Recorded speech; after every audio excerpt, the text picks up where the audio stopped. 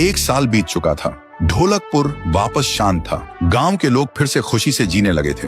हर पूर्णिमा को लोग एक दिया जलाकर ठुन ठुन ठुन साहुर को याद करते थे। पर एक रात कुछ ऐसा हुआ जो फिर से सब कुछ बदल के रख दिया। लाशें फिर से मिलने लगी। हर 2 दिन बाद किसी न किसी के घर के सामने एक कटी हुई लाश पड़ी होती। गांव फिर से कांप उठा। एक दिन सब लोग महाराज के पास पहुंचते हैं और रो रो कर गांव की घटनाओं के बारे में बताते हैं। रात को महाराज 2 सेनापतियों से कहते हैं, जाओ और खोजो इस कांड के पीछे कौन है। लेकिन सुबह सिर्फ उनकी लाशें लौट कर आईं। एक का सिर था ही नहीं, दूसरे के पैर कट चुके थे।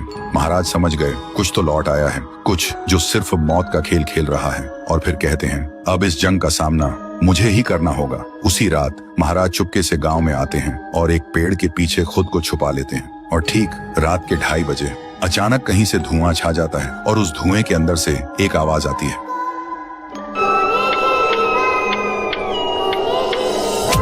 और फिर धुएं के बीच से निकलती है एक गुड़िया, गोल आंखें, एक बेजान सी मुस्कान, लेकिन चेहरा मौत का पैगाम।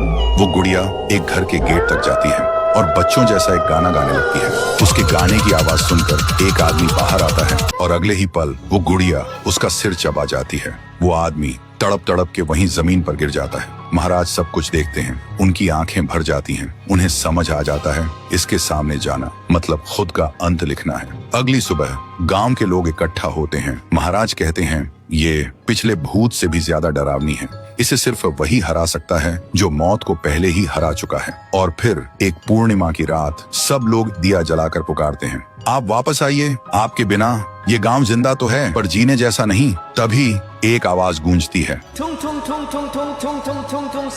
और उसी देह की आग से एक जलता हुआ पेड़ बनने लगता है और उसी पेड़ में से ठुन ठुन ठुन साहुर निकलता है। तभी फिर से वही धुआं छा जाता है और उसके साथ ही एक आवाज।